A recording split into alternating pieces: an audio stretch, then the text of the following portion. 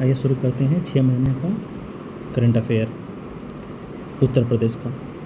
उत्तर प्रदेश का very very most important जो RO के लिए, एआरओ के लिए और यूपी पीसीएस के लिए 2024 के लिए इम्पॉर्टेंट रहेगा। ये कब से कब तक है? जनवरी से लेकर के जून तक है, यानी 1 जनवरी से लेकर के जून लास्ट तक का है। ठीक, आइए शुरू करते हैं। यानी कि उत्तर प्रदेश ने उत्तर प्रदेश सार्वजनिक परीक्षा अध्यादेश को मंजूरी दिया 25 जून को। ध्यान दीजिएगा, कैबिनेट की मंजूरी कब मिलती है? 25 जून को मिलती है। इसके बारे में जो प्री में क्वेश्चन नहीं पूछेगा, ध्यान दीजिएगा। इसमें ये नहीं है कि कोई अध्यक्ष बनाया गया है, कोई सदस्य है, इस यहाँ से नहीं आएगा। ठीक, आइए। ट्रांसमिशन लाइनों को जोड़ने के मामले में उत्तर प्रदेश शीर्ष पर है। ध्यान दीजिएगा, यहाँ पर ट्रांसमिशन लाइन को जोड़ने में उत्तर प्रदेश शीर्ष पर है। केंद्रीय विद्युत प्राधिकरण के अनुसार 2023-24 में जारी ट्रांसमिशन लाइनों को जोड़ने में शीर्ष स्थान पर यूपी है, यानी पहले पे यूपी है, दूसरे पे गुजरात है, तीसरे पे तमिलनाडु है। ठीक, अब यहाँ पे आइए। बहराइच की आरती, और पिछले वाले वीडियो में हम बताए थे आरती कौन थी। बहराइच की आरती हैं, ये 18 वर्ष की बालिका हैं जो पिंक ई रिक्शा चलाने के लिए इनको अवार्ड मिला है। किसको मिला है? तो बहराइच की, किस जिला के हैं? बहराइच की आरती को अमल क्लूनी महिला सशक्तिकरण सम्मान कहाँ पे मिला है? लंदन में मिला है। ध्यान दीजिएगा, 18 वर्षीय बालिका आरती को इंग्लैंड के लंदन समारोह में दिया गया। आरबीआई ने, यानी क्वेश्चन आ जाए, आरबीआई ने किस बैंक का लाइसेंस रद्द किया है? तो किस बैंक का लाइसेंस रद्द किया है? देखिए यहाँ पर, तो आरबीआई ने पूर्वांचल सहकारी बैंक के लाइसेंस को रद्द किया। ये पूर्वांचल बैंक था क्या? ये था गाज़ीपुर में। ठीक, वही गाज़ीपुर में रद्द किया है। यूपी के गाज़ीपुर में स्थित पूर्वांचल सहकारी बैंक को आरबीआई ने रद्द किया। यूपी का पहला इको फ्रेंडली रोमा क्लस्टर कहाँ पर खुल रहा है? तो ध्यान दीजिएगा, रोमा क्लस्टर। अब देखिए, यूपी का पहला इको फ्रेंडली रोमा क्लस्टर कहाँ पे खुल रहा है? खुल तो रहा है बाराबंकी में। कहाँ पर? बाराबंकी में। लेकिन किसके सहयोग से खुल रहा है? सी मैप, CSIR, ये दोनों लखनऊ में है। ये दोनों मिल करके कहाँ पे खोल रहे हैं?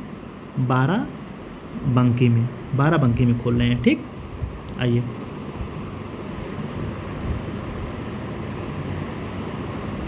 बाराबंकी में खोल रहे हैं। ठीक, अब आइए। यूपी के 6 नए उत्पाद को जीआई टैग में मिला है। कौन कौन सा है ये आपको याद करना पड़ेगा।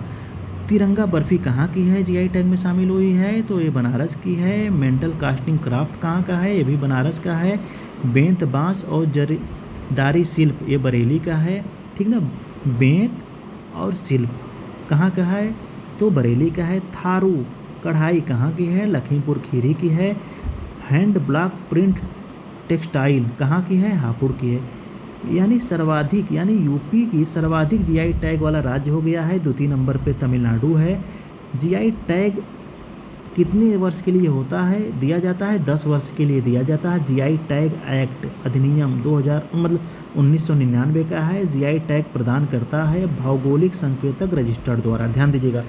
ठीक, एएमयू की पहली महिला कुलपति कौन बनी है? तो नाइमा खातून बनी है। नाइमा खातून, यानी कि एएमयू की ये प्रोफेसर थी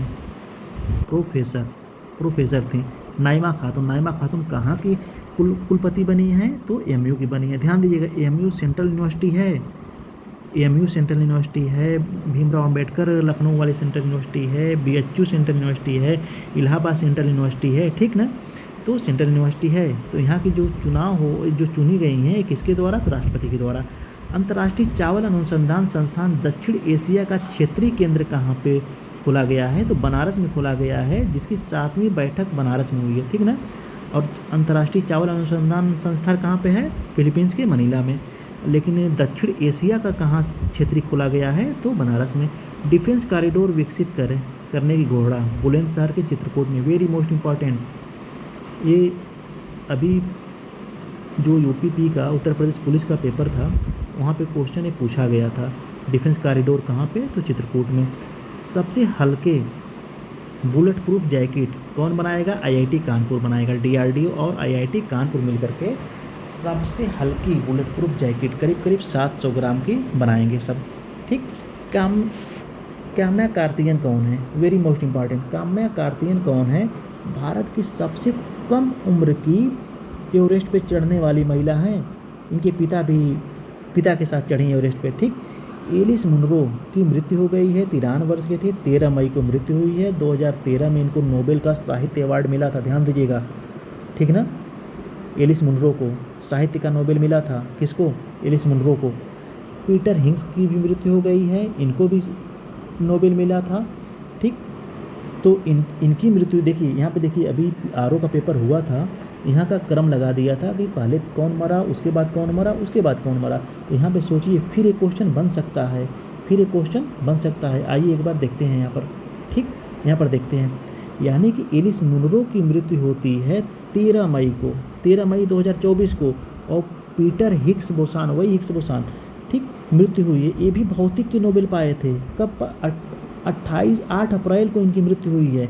94 वर्ष की उम्र के थे। और इनको भी नोबेल जो मिला था 2013 में मिला था। अगर कथन कारण में क्वेश्चन बने कि एलिस मुनरो को और पीटर हिग्स को भी 2013 में मिला था, तो बिल्कुल मिला था। ठीक ना। पूर्णिमा श्रेष्ठ नेपाल की 32 वर्ष की उम्र में, यानी पूर्णिमा श्रेष्ठ कौन है? सबसे पहले जानिए पूर्णिमा श्रेष्ठ कौन है। ये भी पर्वतारोही हैं। पर्वतारोही तो बहुत लोग हैं, लेकिन क्यों इनको याद करते हैं? यानी एक ही महीने में, एक ही माह में 3 बार, कितने बार? 3 बार एवरेस्ट पर चढ़ती हैं। ठीक है ना। यानी एक ही महीने में 3 बार एवरेस्ट पर चढ़ने वाले पहले व्यक्ति। ठीक। पहले व्यक्ति कौन है? तो पूर्णिमा श्रेष्ठ हैं। और ज्योति रात्रे कौन है? ज्योति रात्रे भारत की सबसे अधिक उम्र में 55 वर्ष की उम्र में एवरेस्ट पे चढ़ने वाले हैं। मालती जोशी कौन है? Very most important. Malti Joshi, जिनको मालवा का मीरा कहा जाता है। 90 वर्ष की उम्र में इनकी मृत्यु हो गई थी। ध्यान दीजिएगा, 90 वर्ष की उम्र में 15 मई को मृत्यु हो गई थी। ध्यान दीजिएगा यहाँ पर। सबसे पहले किसकी मृत्यु होती है? सबसे पहले मृत्यु होती है पीटर हिग्स की, फिर होती है एलिस मुनरो की 13 मई को, फिर मालती जोशी की होती है 15 मई को। 2018 में इनको पद्मश्री मिला था।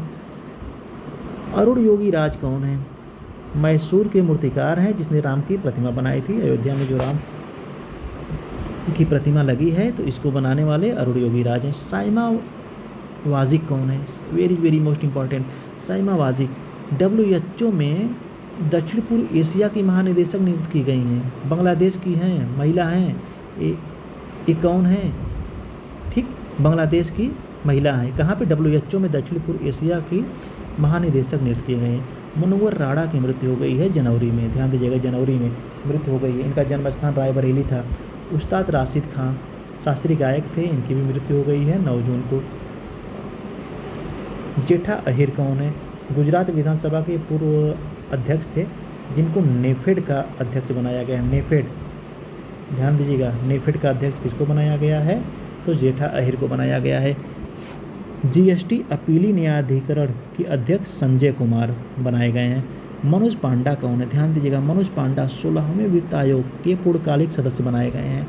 आपको बताए थे ना पिछले क्लास में, 16वां वित्त आयोग का गठन कार्यकाल कब से शुरू होता है? 1 अप्रैल 2026 से शुरू होता है। और वो अपनी रिपोर्ट कब सौंपेगी वित्त आयोग राष्ट्रपति को? तो 31 अक्टूबर 2025 को सौंपेगी। और इसमें कितने सदस्य होते हैं? आपको बताए थे, 1 अध्यक्ष होता है, 4 सदस्य होते हैं, जिनकी नियुक्ति राष्ट्रपति द्वारा की जाती है। ये संवैधानिक संस्था है। आर्टिकल 2080 में इसका उल्लेख किया हुआ है। ठीक। डॉक्टर मोहम्मद रिहान कौन है? नवीकरण ऊर्जा के महानिदेशक है। SC आयोग के अध्यक्ष कौन चुने गए हैं? SC आयोग, जो अभी बहुत ज़्यादा बवाल हो रहा है SC ST रिजर्वेशन पर, कोटा के अंतर्गत, तो SC आयोग के अध्यक्ष किशोर मकवाना हुए हैं। अरविंद पनगड़िया, ध्यान दीजिएगा, अरविंद पनगड़िया 16वें वित्त आयोग के अध्यक्ष हुए हैं। वित्त आयोग अपनी रिपोर्ट 31 अक्टूबर 2025 को सौंपेगा। इसका कार्यकाल प्रारंभ होगा 1 अप्रैल 2026 से। ठीक, 2026 से। ड्रोन दीदी पायलट प्रोजेक्ट किस लिए है? ध्यान दीजिएगा, वेरी मोस्ट इंपॉर्टेंट। ड्रोन दीदी पायलट प्रोजेक्ट नोएडा और हैदराबाद में शुरू किया जा रहा है महिला सशक्तिकरण के लिए, महिला सशक्तिकरण के लिए। अब देखिए यहाँ पर राधा कृष्णन समिति किसके लिए है? परीक्षाओं में विश्वसनीयता एवं पारदर्शिता बरतने के लिए एक समिति का गठन किया गया है जिसका नाम है राधा कृष्णन समिति। किसके लिए है? परीक्षा में विश्वसनीयता के लिए है। अब आइए, भारत का पहला एक्सरे पोलेरीमीटर उपग्रह एक्सपोसैट इसरो द्वारा इसको छोड़ा गया है PSLV-C58 द्वारा, ठीक, छोड़ा गया है। ये इसकी 60वीं यानी PSLV की 60वीं उड़ान है। भारत की आकाशगंगा में ब्लैक होल और न्यूट्रॉन के तारों के अध्ययन करेगा। कौन अध्ययन करेगा? एक्सपोसैट कौन छोड़ा है? इसरो ने छोड़ा है। किस रॉकेट द्वारा छोड़ा है? PSLV-C58 द्वारा छोड़ा गया है, ठीक ना, छोड़ा गया है।